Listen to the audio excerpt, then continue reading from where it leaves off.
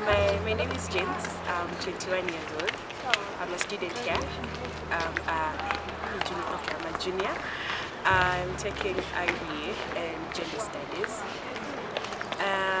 When I was 19, I got tripped by a friend. We were hanging out with my friend at his place, and we were a group of friends who know each other from way back. So I didn't expect anything wrong to happen. So in the middle of our many conversations, I sent a friend of mine, my best friend, photos. And when the girl took 30 minutes, about 30 minutes to get to me juice. So I didn't expect her to do anything wrong because it's common with friends. We just take our time in. So I remember I took 3 sips of the juice, and after that I blacked out. From juice, that was just funny.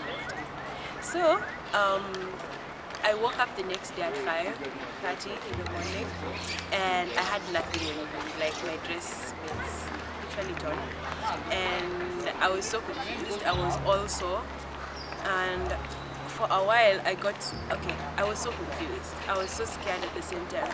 So all I could afford to do is call my other friend who could actually come pick me up so that I go and just relax. So my friend came, picked me up, I went to his place, and for the whole 3 months I never told anyone, because I remember it was in December, the first weeks, so I never told anyone. So I went back home in Kisumu. I had changed. My perspective of men had changed. I was looking at my dad and I'd see the worst enemy, but I kept it to myself. Like, I didn't want to hurt my parents, I didn't want to hurt my brothers, because these guys have been there for me. So the holiday went like that, but my parents realized there was a real change. Like, I wasn't myself, I wasn't the lively girl they knew. So when I came back, I went back to school, but I was really depressed. Like, I'd sit in a place but just think, like, why am I supposed to be a virgin all this while when someone comes just in one night like that? So for those times, I was really depressed. I wasn't thinking about any other thing. So I remember I was even admitted at Mata for a whole 2 weeks because I was depressed. Imagine being in an IV and just because you're depressed because of something else. So by the end of the 2nd week, my parents had to be called because they didn't know that I was even in hospital.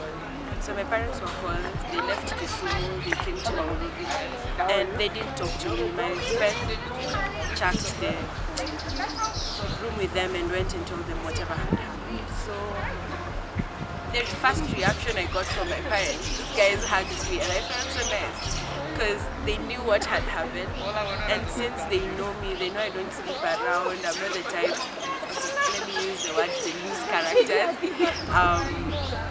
They knew their daughter, so what they came to do was just to give me a confirmation that they'll be there for me. So my tests were done, every other test was done, but all of them were negative apart from one, and the one was that I was pregnant. The first thing that came to my mind was an abortion. I'm not even ready, I'm not even done being a teenager yet. How am I even going to start being someone else's mother?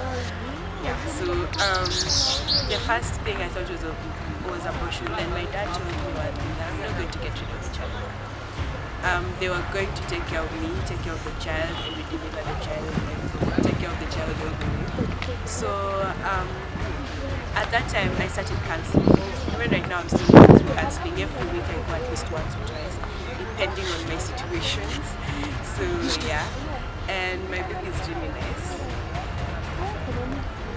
11 months, growing strong.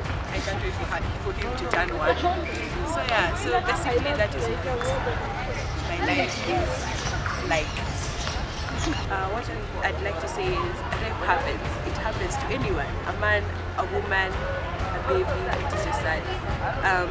But always try to find that one person you can confide in, because even in as much as my parents knew me, my parents knew my character, I still found it difficult to come out and tell them this is what happened. Because at first I always tell people I thought my parents would blame me, because that is the one time I didn't call them to tell them that I'm going somewhere. Like all the time, even if it's a matter of going to the friend they know, I tell them, look, Dad, I'm checking my place, I'm going to such and such a place. So that was one time I did tell them. So that is why I thought my parents would believe me. But all in all, always seek help, because anyone who goes through pain, the person who has been molested, the person needs help. Because it is not a normal. It's not like going out and just having fun and like, so I'd urge all of you guys, you know someone who's going through the same situation, it is normal to tell people you're strong. You're not strong, because there's that one moment that you just break. Even right now, yes, I'm going through counseling, but there are those times that I sit down and wonder like, why am I someone's mother? Dating is even hard.